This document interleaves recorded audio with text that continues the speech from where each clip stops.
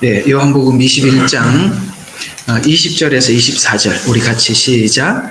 그때 베드로가 돌아보니 예수께서 사랑하시던 제자가 따라온 것을 보았는데 그는 또한 저녁 먹는 자리에서 주의 가슴에 기대어 주여 데려가는 자가 누구니까 하고 묻던 자라. 베드로가 그를 보고 예수께 말씀드리기를 주여 이 사람은 어떻게 되겠나이까 라고 하니 예수께서 그에게 말씀하시기를 내가 올 때까지 그를 머물게 하고자 한들 그것이 너와 무슨 상관이냐 너는 나를 따라오라고 하시니라.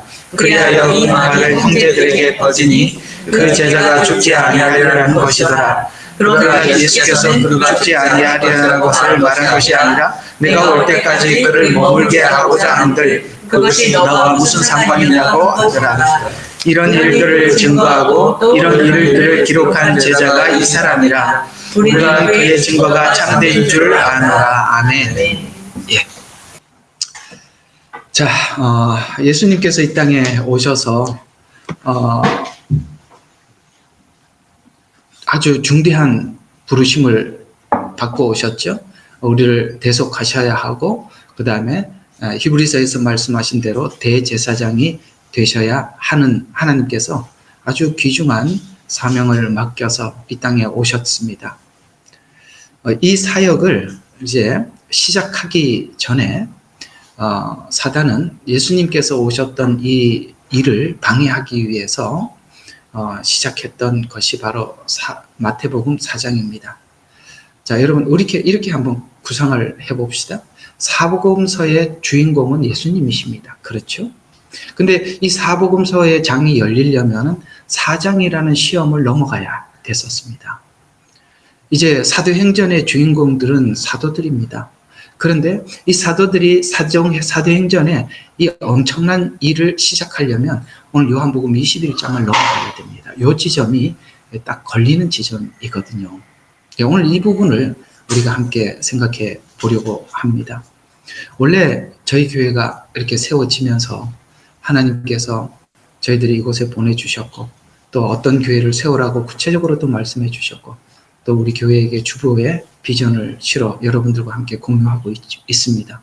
그것은 바로 구원받고 가족됨, 그 다음에 하나님께서 그 부르심, 사명을 잘 감당하고 우리 주님 오심을 우리가 기다리는 교회로 이 네 가지 목표 아래 저희 교회가 세워졌습니다. 어쩌면 이제 모인 모든 분들에게 교리적으로나 복음적으로나 이렇게 준비시키시고 또 우리 모두가 이 복음과 교리 앞에서 우리가 하나님께서 우리에게 이렇게 은혜를 끼쳐주셨고 우리가 이렇게 하나님 불러주셨고 우리가 이 길을 가는구나 하고 이런 교리적인 내용들은 아마 여러분들이 오랫동안 말씀을 들으면서 정립되었으리라 생각이 됩니다. 그러면 그 다음에 해야 될 과정이 있죠. 그것은 무엇이냐면 바로 이 가족이 되는 것입니다. 오늘 여기 사도행전에 사도들이 사도행전에 가서 가족같이 되어서 하나님께서 이 부르심을 넘어가는 과정 속에 하나 아주 중요한 이야기를 짚고 넘어가는 부분이 오늘 금방 읽었던 이 내용입니다. 이것이 넘어가지 않으면 사도행전의 장을 열 수가 없어요. 이 과정을 넘어갔기 때문에 사도들이 마음껏 이 복음을 증거할 수 있었던 것처럼 오늘 이 문제를 한번 다뤄보려고 하는 것입니다. 사실 이 문제는 아주 이렇게 노출되어 있지 않고 감추어져 있기 때문에 찾아내는 것이 쉽지는 않지만 사장의 시험을 넘어섰기 때문에 예수님께서 하시고자 하는 일들을 펼쳐나갈 수 있었고 사도들은 바로 이 과정, 오늘 21장이라는 예수님을 향한 신앙 고백과 그 다음에 두 번째 문제가 달려있는 게 뭐냐면은 사도들과의 관계 문제입니다. 이 문제가 넘어가자 사도행전이 쫙 열려버리는 거거든요. 이 가족이 된다는 것은 여러분과 여러분 사이에 우리 서로가 서로 사이에 뭔가 분명하게 해결해야 될 한 가지가 있습니다. 이 문제가 해결되지 않는 한 우리는 계속 이 안에서 맴돌게 되고 뭔가가 전진하지 못한다는 사실을 오늘 하나님께서 사실 어제 밤새도록 이 말씀을 받았어요. 잠을 거의 못 잤습니다. 아주 심각한 이야기였고 이 문제가 이런 내용까지 성경에 기록이 되어 있고 이 문제까지 우리에게 지적을 해주셨구나라고 저는 생각하면서 참 감사하고 이 부분까지 하나님께서 보여주신 것에 대해서 사실 되게 감사합니다. 자, 그런 의미에서 하나님께서 주신 말씀을 우리가 함께 나눠보려고 한 것입니다. 자, 오늘 여기 보면 마태복음 4장에 가보면 그 사단이 예수님을 시험할 때마다 어떤 문구를 계속 쓴다는 걸 이해할 수 있습니다. 그게 어떤 이야기죠? 네가 만일 하나님의 아들이여든이라는 말을 쓰면서 항상 그 뒤에 뭔가를 시험을 이렇게 방법을 달리하죠. 이게 왜 그 말이 계속 연속 붙어 있을까 궁금하지 않으세요? 이게 뭐냐면 바로 예수님이 이 땅에 오신 목적에 대한 정체성과 사명을 혼란시키기 위한 것입니다. 비본질적인 것에 이렇게 시선이 꽂히고 마음이 꽂히게 해서 예수님이 진짜 오신 목적은 대속이에요. 그리고 그분이 십자가에 죽으시고 난 이후에 하나님 앞에 대제사장으로 이 역할을 감당하시고 다시 재림하는 이 과정들은 예수님이 필연적으로 해야 될 일이 있습니다. 그래서 이 정체성에 대해서 자꾸 혼란스럽게 만드는 거예요. 사실 저도 이렇게 목양을 하면서 지금까지 쭉 걸어오면서 이 정체성에 대한 도전을 참 많이 받아왔습니다. 왜냐하면 제 자신의 부족함 때문에도 받기도 하고 또 성도들 때문에 받기도 하고 그러다 보면 수도 없이 내려놓고 싶기도 하고 그만두고 싶기도 하고 도망가고 싶기도 하고 그냥 어느 날 사라지고 싶기도 하고 왜 이런 유혹들이 없었겠습니까? 있습니다. 지금 네가 만일 하나님의 아들이었든이라는 이 정체성에 대한 분명한 하나님께서 왜 나를 부르셨고 왜 나를 어디에 쓰시려고 뭘 하려고 이 교회를 세워주셨고 내가 이 교회의 한 부분의 일원에 왜 세워주셨는지에 대한 이 질문을 사단은 끊임없이 하게 하는 것입니다. 그래서 네 같은 게 뭘 할 수가 있겠냐라고 이렇게 이야기를 하든지 아니면 이 관계, 오늘 여기 이제 사도들과의 정리될 관계가 있어요. 이 부분을 이제 살짝 지나가서 우리가 크게 안 보는데 이게 굉장히 중요한 부분을 지나가는 부분이거든요. 그래서 예수님에게 자신의 신분에 대해서, 부르심에 대해서 의심을 주려고 하는 것입니다. 왜냐하면 우리가 하나님 앞에 부르심과, 그래서, 물론 목사들에게는 이것이 뚜렷하지만 성도들에게도 없는 게 아니거든요. 이게 뭐냐면 소명과 사명의식이에요. 하나님이 뭘 위해서 불렀나? 하나님이 부르셨나? 내 스스로 왔나? 하나님이 부르셨나? 그 다음에 무엇을 위해서 부르셨나? 이 두 가지가 뚜렷하게 하나님 앞에 답을 해도 계속 사단은 시험할 때마다 네가 하나님의 아들이었던 이런 말을 덧붙이는 것처럼 우리 정체성에 대해서 자꾸 혼란스럽게 만든단 말이에요. 그러니까 이런 게 흔들리면은 다른 문제들이 다 흔들려 버리는 거예요. 맞죠? 내가 교회에 어떤 부서에 부르심을 받았고, 그 다음에 내가 어떤 하나님 앞에 직책을 맡겨주셨고, 이런 부분들에 대해서 그게 딱 무너지는 순간부터 우리는 그냥 완전히 옛날 우리가 예수 안 믿을 때 인간관계처럼 그렇게 가버리는 거예요. 이 관계들이. 이 정체성에 대한 혼란을 주기 위해서 계속 묻는 겁니다. 네가 만일 하나님의 아들로 왔는데 만일이라는 말을 자꾸 붙여서 궁금하게 만들고 의심이 들게 만드는 거예요. 바로 이런 부분이죠. 그래서 왜 이렇게 네가 만일 하나님의 아들이었든이라는 말을 쓰느냐면 사단은 원래 의미가 뭐냐면 자기 위치를 떠난 자예요. 우리가 하나님이 부르신 그 자리를 떠나게 만드는 거예요. 그러니까 자꾸 떠나니까 자기처럼 되더라는 거죠. 그러니까 떠나게 만드는 거죠. 성도들은 성도라는 자리를 떠나서 자꾸 이렇게 월권을 하게 한다든가 아니면은 목회자는 하나님께서 부르신 이 자리를 주셨는데 다른 데로 자꾸 이렇게 도망가게 만든 그 자리를 서로가 지켜줘야 되는데 이해가 가죠? 서로가 그 자리를 지켜줘야 되는데 월권을 하고 뒤죽박죽이 되게 해서 뭐가 뭔지 모르게 만드는 네가 만일 하나님의 아들이거든 네가 이 교회에 부름을 받았냐 네가 성도가 맞냐 자꾸 이런 질문이 우리로 하여금 너무 혼란스럽게 만들어서 뭔가 잘 가던 길을 돌아오게 만들고 이렇게 하더라는 것이죠. 여러분 그래서 이런 정체성을 흔들기 위해서 이렇게 하는 거죠. 그 말에 숨어있는 의도는 오늘 여기 이제 이 제자들 사이에 갈등이 있어요. 어떤 갈등은 제가 좀 말씀을 드리겠습니다만은 이게 이제 경쟁하고 싶어하는 그 다음에 비교하고 싶어하는 이런 갈등들이 아직도 해소되지 않은 상태거든요. 그러니까 이 문제를 지금 넘어가는 것입니다.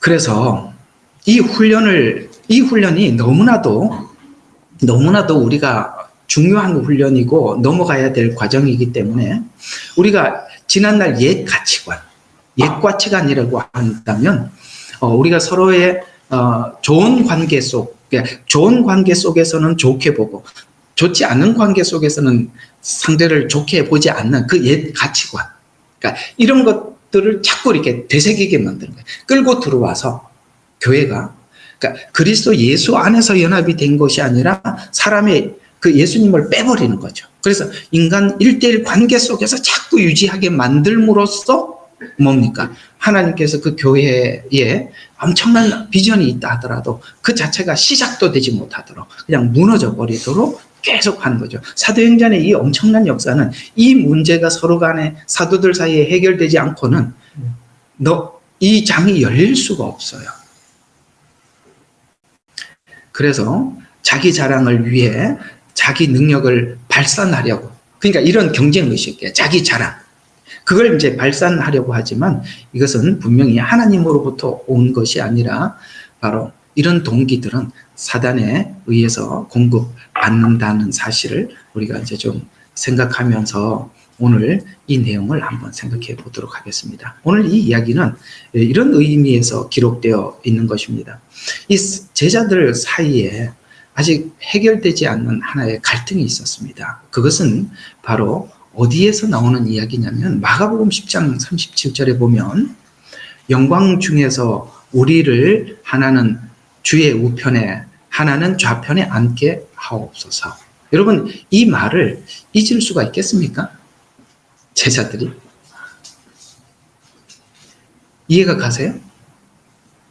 그래서 예수님은 셋을 데리고 다녔어요. 그렇죠? 베드로, 요한, 야고보. 이렇게 데리고 다녔어요. 뭔가 이제 하나님 나라가 임할 것 같으니까 미리 어머니까지 동원을 해서 하죠. 부탁을 하죠. 당신의 나라가 임하거든. 하나는 좌편에, 우편에. 이렇게. 여러분, 이게 바로 이런 게 있어요. 교회 안에 누가 목사님한테 더 인정을 받냐? 그게 무슨 상관이 있냐 이 말이죠. 누가 더 가까이 있고 누가 더 멀리 있냐? 전 사실 안중에도 없는데 자기들끼리 그러고 있는 거예요. 바로 이 문제가 서로 간에 우리가 정말 정리되지 않으면 계속 경쟁 관계 때문에 주의 일을 하는 거예요. 그러면 반드시 사고가 터지는 겁니다. 그거는 계속 뭔가 문제를, 눈덩이를 키워갈 뿐이지 그게 터지기 시작하면 해결할 수 없는 문제로 발전하는 것입니다. 이걸 주님이 지금 끊어내야만이 사도행전에 진입을 하거든요. 그래서 이 경쟁의식, 시기심은 인간이 가지고 있는 원초적인 감정이에요. 원초적인 감정. 이게 어디서부터 나온 거죠? 여러분, 가인에서부터 본 겁니다. 이건 왜 가인에서부터 등장합니까? 인간이 가장 원초적으로 가지고 있는 감정이라는 거예요. 그래서 그걸 가장 먼저 드러내 주신 것이에요.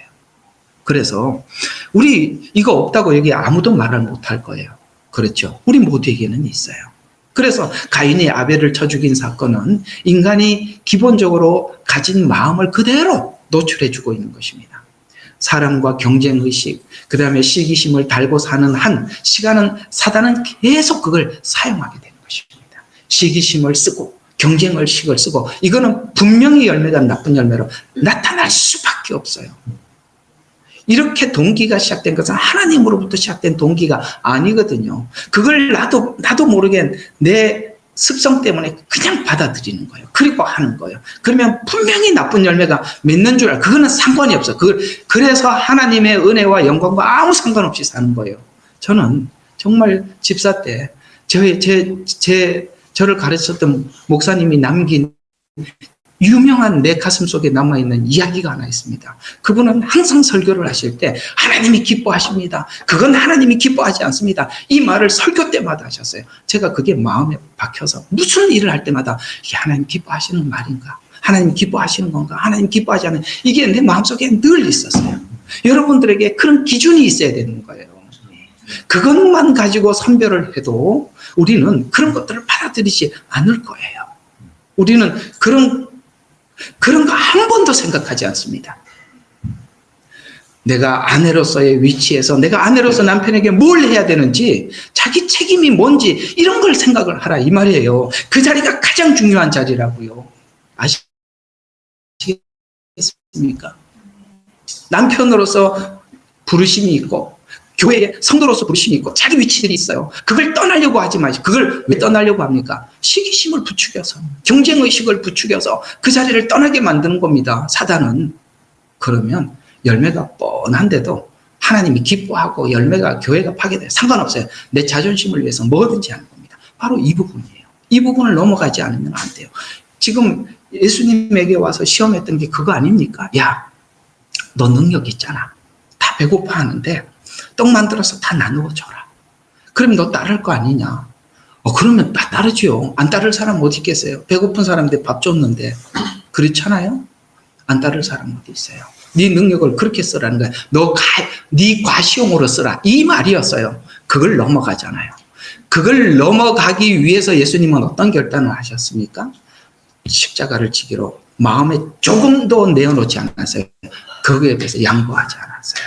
그러기 때문에 넘어갈 수 있었던 것입니다. 바로 그거예요. 여러분들이 십자가가 가슴속에 흘러야 되고 주님의 피가 흐를 때 우리가 그걸 넘어갈 수가 있는 것이지 그거 없이는 여러분 우리 옛날에 살았는 그 방식대로 사는 거예요. 뭐가 달라졌냐 이 말이죠. 그 문제 정말 하나님께서 오늘 우리에게 말씀하고 있는 것입니다. 그래서 사람의 경쟁의식, 시기심을 달고 사는 한 사단은 계속해서 그 사람을 쓰게 되고 이것은 교회 분열과 파괴, 파괴를 위해서 사단이 우리 마음속에 넣고 사용하는 것입니다. 그래서 하나님께서는 이 문제를 해결하기 위해서 여러 가지를 얘기했지만 간단하게 이런 말씀이 하나가 있어요. 고린도전서 14장 40절에 보면 모든 것을 적당하게 하고 질서대로 해라. 아멘. 적당하게 해라. 믿음이 아닌데 넘어가지 마라. 오케이? 예. 과시용으로 믿음을 쓰지 마라. 적당하게 해라. 거기서 끝내라. 그 다음에 질서. 그게 안 되면 질서에 순종해라. 질서가 뭡니까? 하나님 종을 세워놨잖아요. 모르면 저한테 물어보세요. 뭘 하더라도 저한테 물어보세요. 그게 질서예요. 그렇게만 해도 아무 문제가 없어요. 사실 여기다 다 꺼내놓고 하면은 이 교회 누가 가장 사랑하겠습니까? 물론 당연히 하나님 사랑하시죠. 그래도 이 교회는 하나님이 세우신 제가 아마 가장 많이 생각할걸요. 그렇잖아요. 그렇습니다. 그래서 질서대로 하라는 거예요. 그래서 모든 것을 질서대로 해라. 이 말은 질서란 하나님의 직분에 따라서 세워진 질서를 이야기하는데요. 모든 하나님께서 주시는 직분이나 은사는 질서 아래 복종하라는 뜻이에요. 이 말이 창세기에 가보면 어떤 하나의 사건이 하나 등장하게 되는데 하갈이 이제 이스마엘을 낳고 이제 둘이 이삭과 이스마엘이 계속 다투니까 참 이 가정에 불화가 있었어요. 그래서 어떻게 합니까?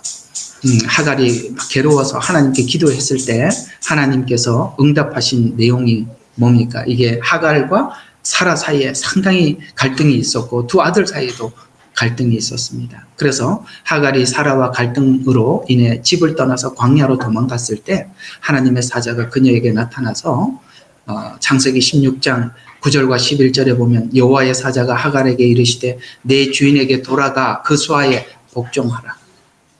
그게 사는 길이라고요.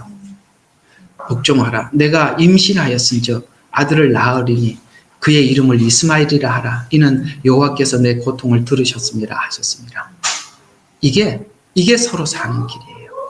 또 하나 결국 이제 이스마엘을 낳고 이삭을 낳고 둘이 공존할 수 없을 때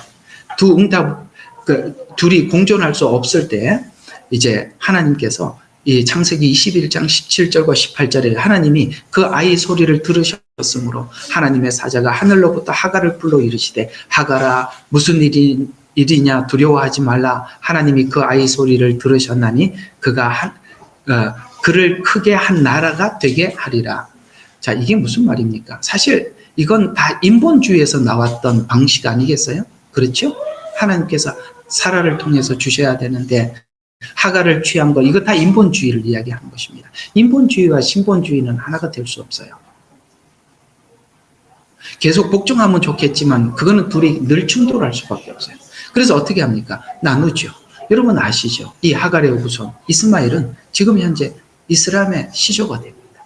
지금까지 이 문제는 해결되지 않습니다.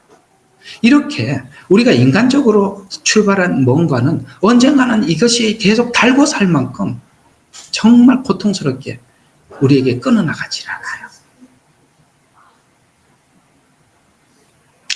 자, 이 문제를 해결하면, 자, 오늘 이 이야기가, 오늘 이 본문으로 들어가게 되면, 오늘 이런 이야기가 돼요. 베드로에게 이제 해결책을 줍니다. 오늘 이제 18절과 19절에 이런 말씀을 하죠.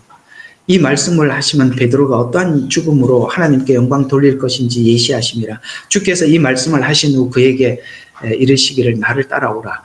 여러분, 여기서 끝나면 좋은데 아직 해결 안 된 게, 지금 베드로가 앞으로 그날 하나님 앞에 어떻게 따라갈 것이고 어떻게 할 것인지 그의 죽음에까지 하나님께서 말씀해 주셨어요. 이제 베드로가 하나님 앞에 무엇 부름을 받았는지, 자기가 마지막까지 하나님 앞에 어떻게 따라가야 할 것인지에 대해서 이제는 알았어요.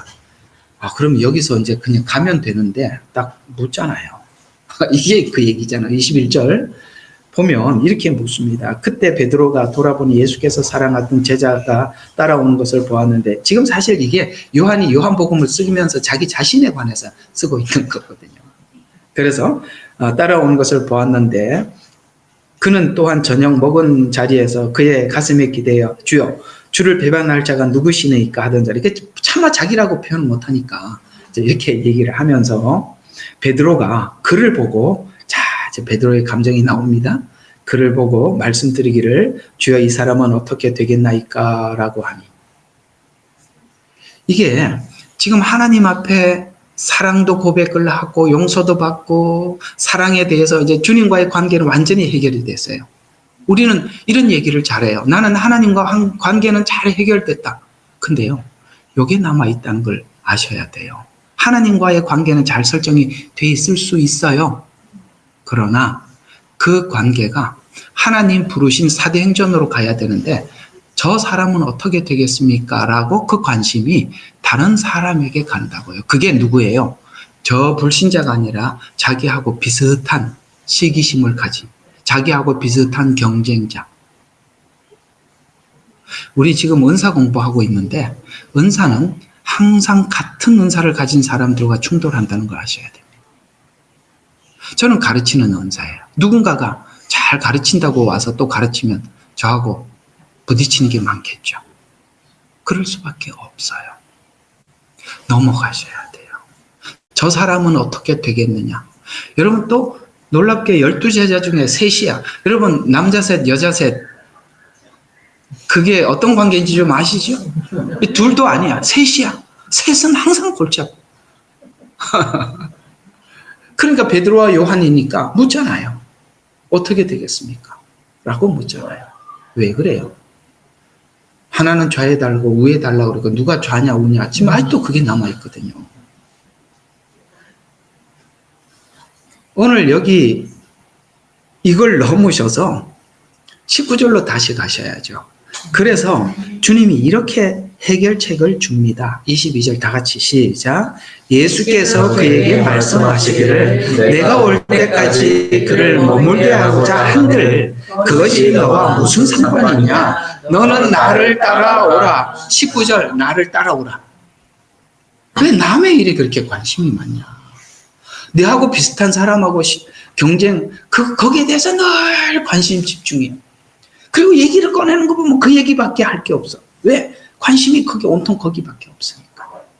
우리는 이걸 넘어가야 돼. 그냥 여러분들의 그 자리에서 나는 여러분들에게 다시 한번 포지션에 대해서 말씀을 드리는데, 옛날 여러분들 어디에 헌신할 거나 이렇게 다 적어냈죠. 거기 일 어떻게 잘하고 계세요? 그거예요. 화장실 청소면 죽기 살기로 화장실 청소만 하세요. 주방일 맡았고 그 다음에 뭘 맡았으면 그것만 하세요. 왜 딴 데 그렇게 관심이 많으세요? 그걸 하다 보면 다음 하나님이 하실 일이 있어요. 아시겠습니까? 교회에서 차량으로 봉사하라면 죽자 사자 그것만 해요. 그거 하나님이 그 충성되고 성실한 거, 작은 일에 충성하는 걸 보고 하나님 다음 이야기 해주시는 거예요. 그게 하나님이 일하시는 원리예요. 오케이? 예. 내가 그랬잖아요. 입국 다물고 자기한테 맡겨준 일만 하라고. 그 다음 일 맡길 때까지 아무 소리 하지 말고 그냥 화장실 옛날 푸세식 화장실 푸는 일이면 그것만 풀라니까. 이게 참 중요한 거예요. 너하고 무슨 상관이 있냐. 다니엘서 하나만 더 봅시다. 다니엘서 12장입니다.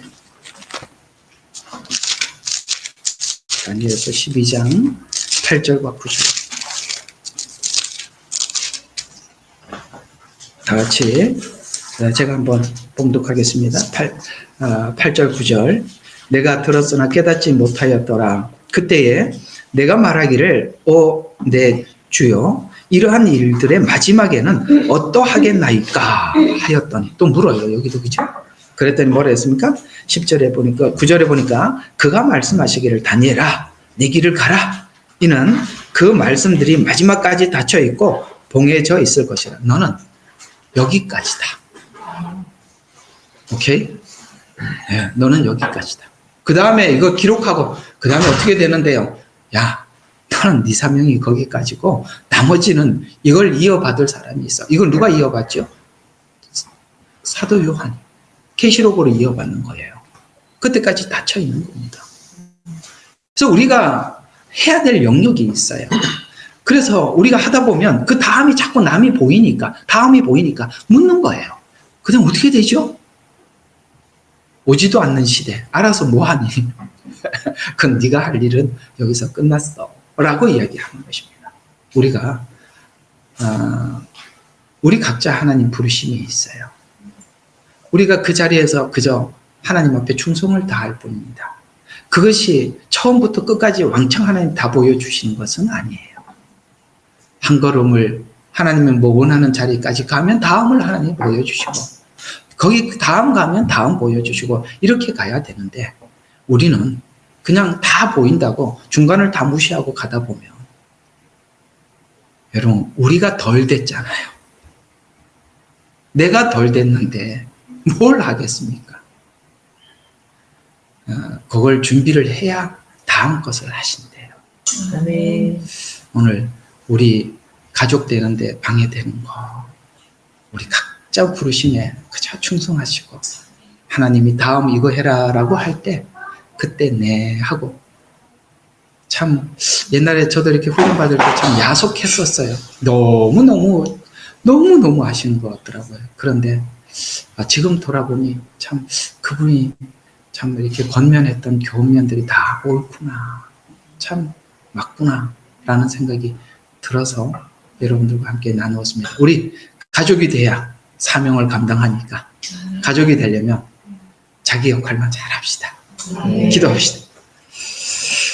자, 우리 짧게라도 우리 함께 오늘 들은 말씀 기억하면서 기도하고 같이 들어가겠습니다. 예레미야의 눈물은 시대에 맞는 말씀 선포와 변질되지 않은 순수 복음을 외치고 있습니다. 함께 연결되어 하나님께 예배드리며 이 마지막 때에 하나님께 쓰임받길 원하시는 분은 카카오 채널로 연락 주시면 연락드리도록 하겠습니다. 고정 댓글에 채널 경고와 삭제에 대비한 예비 채널과 제2채널 링크를 올렸습니다. 이 채널 또한 구독 부탁드리겠습니다. 감사합니다.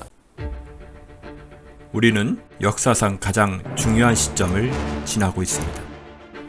하나님께서는 하나님의 일을 하시기 전에 사람을 준비시키셨음을 우리가 알고 있습니다. 하나님 말씀은 마지막 때에 대추수, 대부흥의 때가 있다고 분명히 예언하고 있습니다. 아멘. 하나님의 말씀이 그대로 성취될 것을 믿습니다. 예레미야 눈물은 잠자는 교회와 영혼을 깨우기 위해 노력하고 있습니다. 이 가슴 뛰는 일에 함께 하길 원하시는 분은 카카오 채널로 연락 주시기 바랍니다. 당신은 위대한 하나님의 사람입니다.